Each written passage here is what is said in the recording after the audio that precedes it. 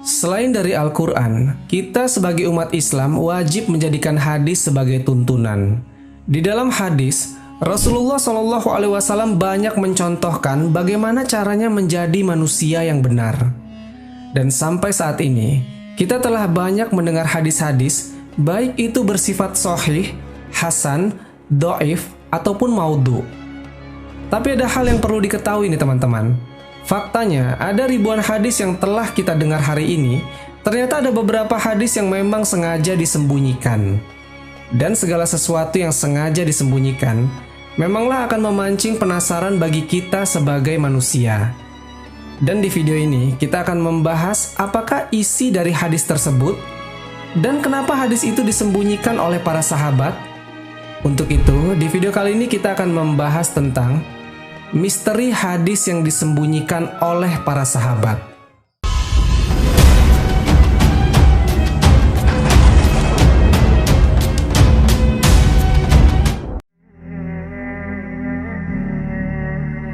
Assalamualaikum warahmatullahi wabarakatuh, Sobat Jazirah Ilmu yang dimuliakan Allah.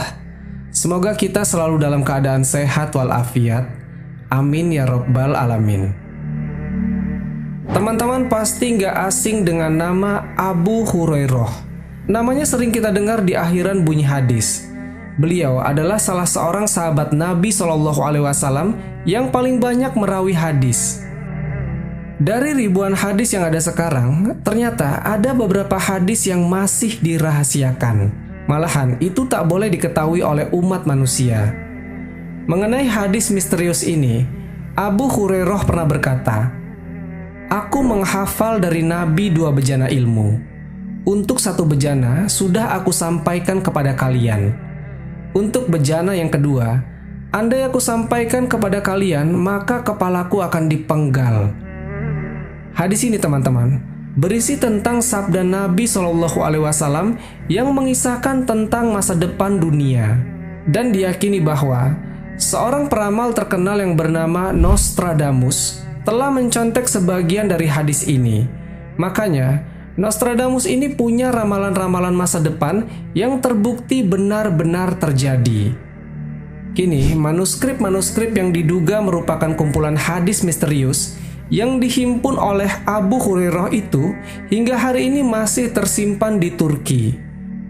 Manuskrip kuno yang berisi perkataan Nabi SAW itu ditulis ulang oleh para peneliti dan memberi judul Salam wa Harb fi Akhir Zaman Arab. Di dalam manuskrip misterius tersebut dikisahkan, pada suatu hari ketika habis sholat Isya, Nabi SAW memberikan pengajian kepada para sahabatnya. Tapi kala itu isi pengajiannya tak seperti biasanya. Kali ini Nabi SAW mengisahkan kejadian-kejadian penting yang akan terjadi di masa mendatang sampai hari kiamat. Nabi SAW bersabda, "Tak ada seorang pemimpin pun di masa mendatang yang memimpin 300 orang atau lebih diberitahukan nama dan ciri-cirinya kepadaku." Kemudian salah seorang sahabat berkata, "Kami malam itu berkompetisi adu hafalan tentang hubungan nubuah Nabi malam itu. Kami tak sanggup menghafal semua nama-nama itu." Jadi di malam itu, Nabi SAW menceritakan kepada para sahabat tentang peristiwa apa saja yang akan terjadi di masa depan. Kemudian, baginda Nabi juga menyebut beberapa tokoh yang akan memimpin dunia di masa depan. Para sahabat masih merasa enteng ketika menghafal nama-nama Arab seperti Anwar Sadat, Saddam Hussein, Nasir atau Gamal Abdul Nasir, dan lain-lain. Atau menghafal nama lokasi seperti Mesir, negeri Isra Mi'raj atau Palestina Israel, Bani Israel, dan lain-lain. Namun ketika Nabi SAW menyebutkan nama-nama tokoh yang non-Arab, para sahabat mengalami kesulitan untuk menghafalnya. Waktu itu Nabi SAW menyebutkan Jirman atau Arus dan lain sebagainya. Abu Hurairah mengatakan, sabda Nabi SAW yang berkaitan dengan akhir zaman itu memang sengaja disembunyikan secara rapat karena hal tersebut ditakutkan akan menimbulkan fitnah dan perpecahan dalam kehidupan manusia. Secara jelas juga, Nabi Shallallahu Alaihi Wasallam telah menyebutkan beberapa nama tokoh, tempat, hingga alasan peperangan itu bisa terjadi sebagai gambaran dari masa akhir zaman. Dalam manuskrip itu juga dikatakan, jika perang akhir zaman adalah perang yang akan terjadi setelah dua perang besar sebelumnya. Sedangkan perang besar kedua yang akan terjadi di dunia akan diserukan oleh seorang laki-laki yang disebutkan bernama Al-Hir. Nah, Al-Hir ini dikatakan ingin menguasai seluruh dunia dan dia berasal dari sebuah negeri yang bernama Jerman. Jika teman-teman lihat, kata Jerman yang menjadi pencetus Perang Dunia Kedua memiliki kemiripan dengan nama Jerman. Dan Al-Hir adalah sebutan untuk Adolf Hitler atau Hitler. Kemudian Abu Hurairah menjelaskan, dalam rangkaian hijrah sudah 1300 tahun, Mesir diperintah oleh seorang laki-laki yang dipanggil dengan Nasir dan disebut bangsa Arab sebagai sang pemberani dari Mesir.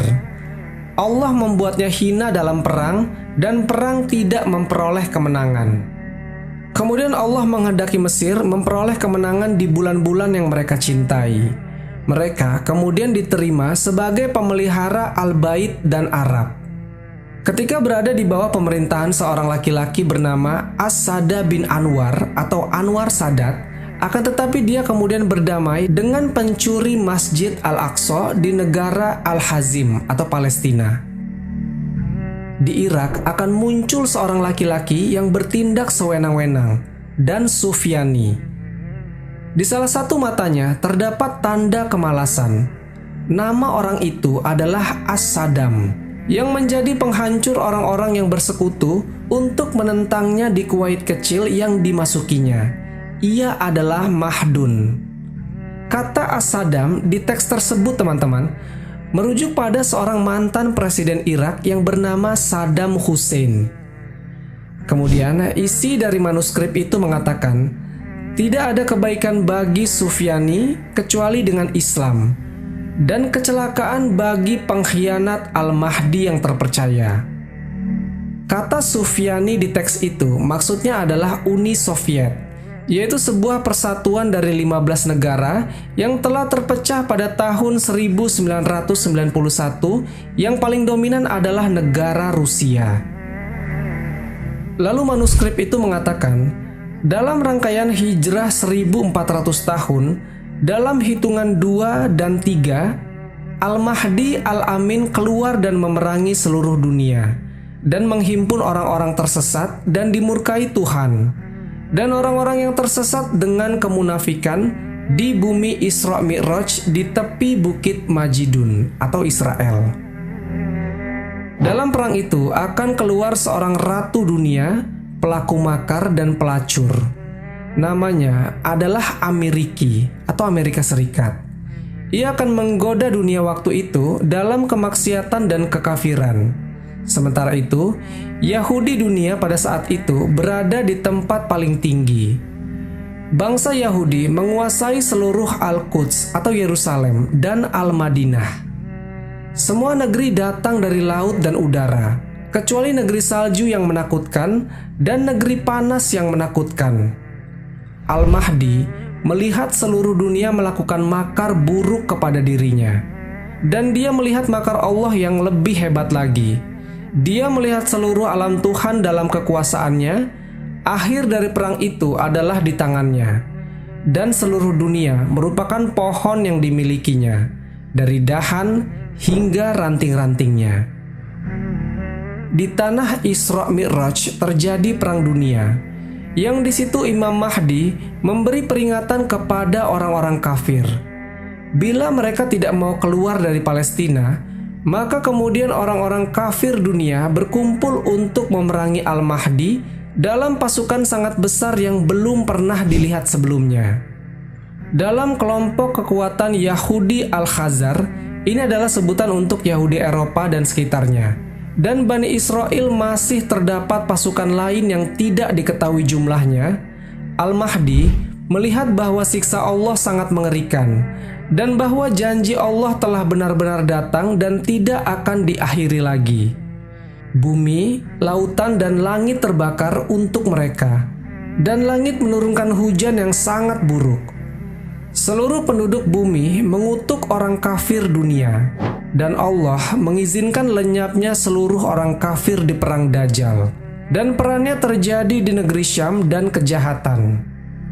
Sobat Jazirah Ilmu yang dimuliakan Allah, itu adalah sebagian dari cuplikan dari isi manuskrip tentang nubuah Nabi SAW yang mengisahkan tentang apa yang akan terjadi di akhir zaman. Para peneliti Muslim memperkirakan manuskrip tersebut berasal dari abad kedua Hijriyah, yang sekarang manuskrip tersebut tersimpan di sebuah perpustakaan di Istanbul, Turki. Ramalan dan prediksi Perang Dunia Ketiga sudah mulai terlihat jelas dengan konflik negara Islam di Suriah dan gejolak di Timur Tengah. Negara-negara Sekutu Barat yang tergabung dalam NATO dinilai menjadi ancaman nyata dan berbahaya. Berita dalam tabloid Moskovsky Komsomolets, sebuah media tersohor di Rusia, menulis bahwa konflik Suriah memungkinkan memicu konfrontasi militer antara Amerika dan Rusia. Jika hal itu terjadi, Perang Dunia Ketiga semakin dekat. Dan bukan hal yang mustahil bila Perang Dunia Ketiga menjadi tanda perang akhir zaman. Wahai orang-orang yang beriman, taatilah Allah dan taatilah Rasul-Nya dan kepada pemimpin di antara kamu. Kemudian jika kamu berselisih pendapat tentang sesuatu, maka kembalikanlah ia kepada Allah dan Rasul-Nya. Jika kamu benar-benar beriman kepada Allah dan hari akhir, yang demikian itu lebih utama dan lebih baik akibatnya. Al-Quran, Surat An-Nisa, ayat ke-59. Wallahu alam bisawab. Jadi itulah misteri hadis yang disembunyikan oleh para sahabat. Semoga kisah ini bermanfaat. Lebih dan kurangnya mohon dimaafkan. Yang benar datangnya dari Allah Subhanahu wa Ta'ala. Khilaf atau keliru itu datangnya dari saya pribadi sebagai manusia biasa. Sampai ketemu di kisah-kisah seru yang penuh makna selanjutnya. Saya akhiri. Wassalamualaikum warahmatullahi wabarakatuh.